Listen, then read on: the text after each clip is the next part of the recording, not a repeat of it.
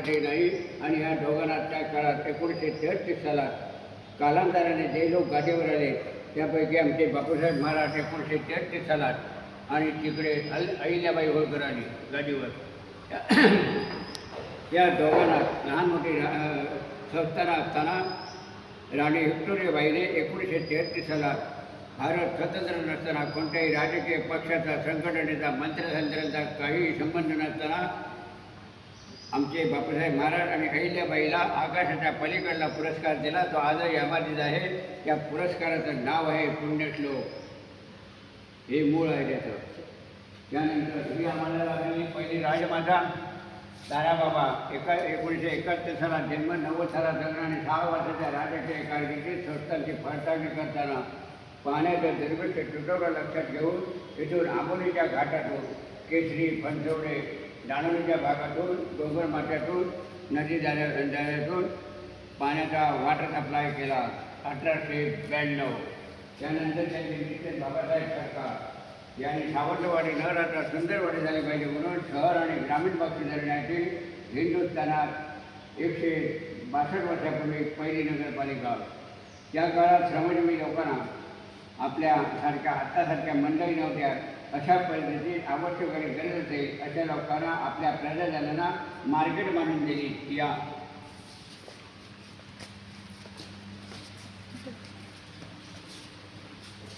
यापुढे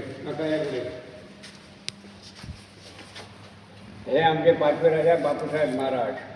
हे 4 वर्षाचे असताना यांची आई एक्सपायर झाली.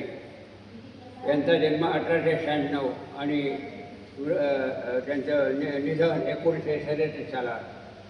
तरी पण आपल्या समोर प्रजाजनांच्या बायकांना बाळणपणात त्रास होतो, मुलं दगावतात, योग्य उपचार होत नाही हे लक्षात घेऊन आताच काल परवा 50 वर्षापूर्वी नव्हे 152 वर्षापूर्वी या विषयाचं ज्ञान असलेल्या बायकांना घेऊन तळ्याच्या काठी राणी जानकीबाई बाळणपणाचं प्रसूतिगृह हॉस्पिटल काढलं यांच्या मातोश्रीने. काल आणि आज 152 वर्षापूर्वी. त्यानंतर हे 4 वर्षाचे असताना यांचं संस्थानिकावर इंग्रजांचा अंमल असताना मॉक्सन नावाच्या बाईने आपल्याबरोबर 16 वर्ष इंग्लंडला नेलं. आपल्यासारखी 5 तऱ्हेची शिक्षण दिली, पालन पोषण केलं. त्यामध्ये घोड्यावर बसणे, पोहणे, तलवार डिग्री शिक्षण, मिलिटरी शिक्षण घेऊन तिथे आली. आल्यानंतर 10-15 दिवस त्या गाडीवर बसले आणि दुर्दैवाने 1916-17 सालात पहिलं महायुद्ध पुकारलं गेलं. त्यामध्ये यांनी जाहीर सभेत सांगितलं, मी माझ्या देशाच्या रक्षणासाठी आणि आयुष्य वचनबद्ध असल्यामुळे प्राणत्याग आणि बलिदान करण्यात देशावर लढाईवर जात आहे. हे ऐकल्याबरोबर 2 तट पडले. एकीकडे राजेसाहेब तुम्ही एवढे उशिरा आलात तर आमचा गोरगरिबांचा मालक कोण, पोशिंदा कोण, आणि दुसरीकडे वीरश्रीचं भाषण ऐकल्याबरोबर इथली काही मंडळी आणि कलमीच्या पंचक्रोशीतले मिळवून 622 लोकांची फौज घेऊन बापूसाहेब महाराज पहिल्या महायुद्धावर गेले आणि पहिलं महायुद्ध जिंकलं. कालांतराने हे इकडे हो ऐकण्यात त्यांना माझं काय म्हणणं नाही. पहिलं महायुद्ध शिकलो. कालांतराने मी शिकलो, माझी प्रजाजनांची मुलं शिकली पाहिजे म्हणून मराठी 6 शाळा काढल्या आणि मुलींचा आणि होत करू बायकांचा अर्निंग पॉईंट काही पुढे असणार नाही हे लक्षात घेऊन बापूसाहेब महाराजांनी आवश्यक असेल त्या ठिकाणी स्वतंत्र इमारती बांधून 1923 सालात महिलांना, मुलींना मोफत शिक्षणाचा कायदा केला.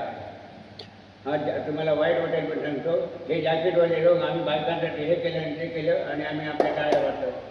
मोफत शिक्षणाचा कायदा 1923 सालातला यांचा आहे, सोडून द्या. 1922 सालामध्ये यांचं लग्न बडोदा संस्थान गायकवाड कारणात दुसरी व्यक्ती पार्वती देवींशी झालं. त्यानंतर त्या दोघांचाही राजकीय कारभार चालू असताना माहेरून दिली जाणारी साडी 9 वारी ही सोन्याची 9 वारी साडी आहे. 1922 सालात दिलेली. नंतर फोटो काढा. त्यानंतर त्या दोघांचाही राजकीय कारभार चालू असताना त्यांनी फॉरेस्ट ऑफिस काढलं, शिक्षण खातं काढलं, मामलेदार कचेरी काढली आणि 1937 सालात ते गेले. तोपर्यंत राणी पार्वती देवीने महिलांना घेऊन बचत गट, महिला उद्योग सुरू केले आणि 1932 सालामध्ये ही एक बंदूक ती एक बंदूक संस्थांची पडताळणी करताना हा एक वाघ तो एक वाघ मारलेला आहे.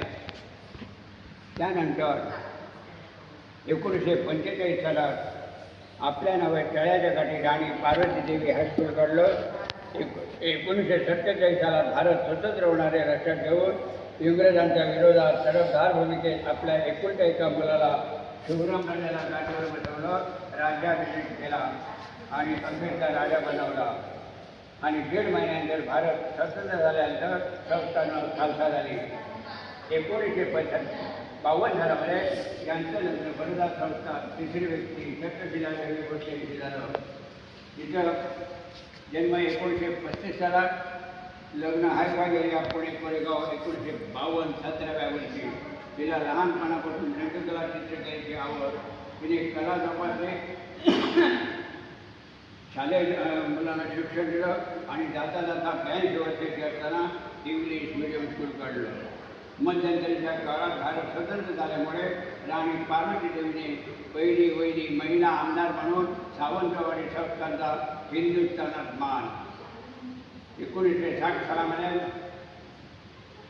शिवराम राणांचे मित्र बॅरिस्टर नाथपै भेटले.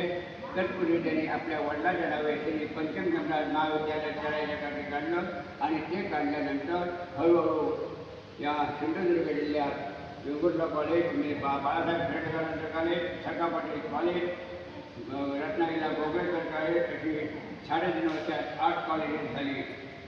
शिवराम राजे अष्टपैलू कलावंत होते. 5 वेळा ते आमदार होऊन आले. हा जो दरबार हॉल आहे या ठिकाणी त्या काळात कोर्ट नव्हती. अशा परिस्थितीत संस्थांनी झालेलो न्याय निवाडा देत असत आणि खटला गुप्ता गुंतीचा देत असला तर संपूर्ण माळी भरली जायची दोन्ही बाजूला. त्यानंतर भिंतीवर टांगलेल्या तलवारी आहेत, त्या चांदण्या नाही आहे, सोनं आहे. हे आमच्या पूर्वजांनी त्या काळात लढाईत मिळवलेला विजयाचं प्रतीक आहे. ही आपल्यासमोर टेबल आहे. ते घरात आपल्या घरात करमणुकीचा कार्यक्रम असताना पत्त्याचा खेळ घालतो तसा हा खेळ आहे. हा खेळ परदेशी लोकांचा असल्यामुळे त्यांना त्यांची गती असल्यामुळे ते हॉटेलमध्ये राहतात, पाहतात, आपल्याला खरेदी करतात. त्या खेळाचं नाव आहे गंजिफा. त्याच्यावर आवश्यक असेल ते चित्र काढले जातात, दशावतारी चित्र काढले जातात आणि त्या प्रत्येक गावाची किंमत 6,000 रुपयापासून 35,000. आता फोटो काढायचे काढ.